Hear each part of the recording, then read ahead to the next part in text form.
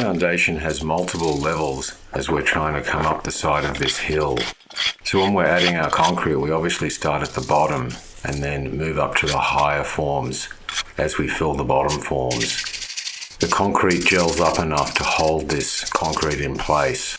We just use our shovel and rake to keep the concrete moving through our foundation, and then we just work back from there. Once we've got one load of concrete settled into the foundation, we just repeat the system. We get another load and keep pushing it through until we've filled up our forms. I'm just working the trowel over this cement to get it smooth and flat in preparation for adding our vertical rebar pieces. After a long day of pouring concrete, we're finally at the end of our pour. This last form is the highest form in the system, so once we've poured this out, we're going to be finished for the day. That completes the first stage of our concrete pour.